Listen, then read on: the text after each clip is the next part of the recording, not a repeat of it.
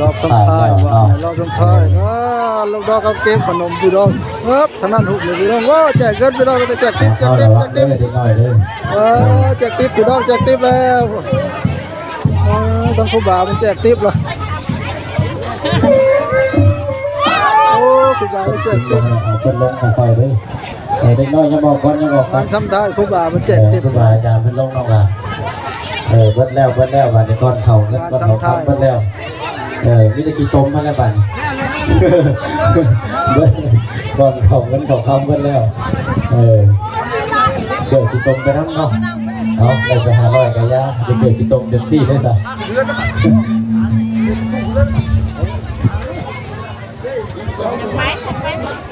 สาว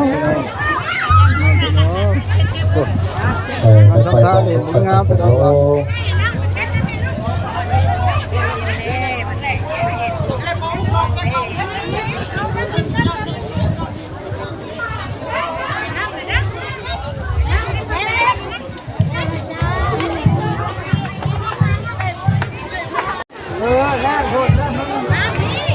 นี่มันนี่เป็นโค้งสุดท้ายแล้วพี่น้องเลยเพราะว่าคนก็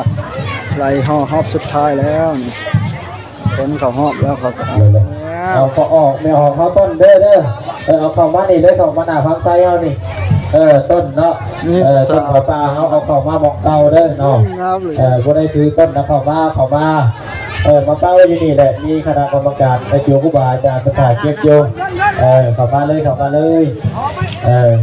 มีแต่เขาเข้ามาแล้วก็ยกเส้นเก่าเท่าที่หัวอธิษฐานอุทิศส่วนบุญส่วนกุศลไปหาเนาะ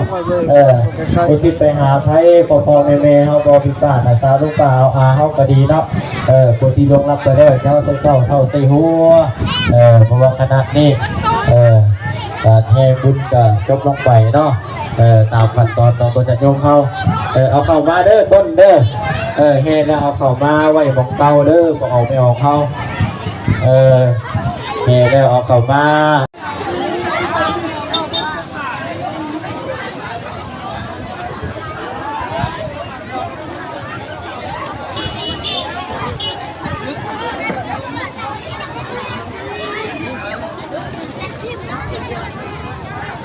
พี่น้องสาว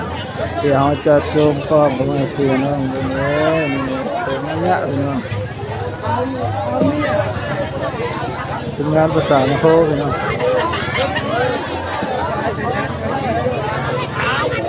ฮัลโหลชุ่มแดดหลับนะบริการมันนะอยู่ด้านหน้าเลยชุ่มแดดหลับผมมาที่เด้อเจ้าแห่เลี้ยงแล้วเนาะบริแดดหลับตีเราถามที่ว่าจันแห่บวชมีจันเข้าผมมาที่เด้อชุ่มแดดหลับนะเราจะพาไปคุยเลยนะเกี่ยวกับอย่างเราบริแดดบางอย่างมากแต่เกี่ยวไปเอาก่อนเนาะตัววันนี้จะเป็นวันเดียวที่เป็นคุณมากก็พอคุณโยกพัด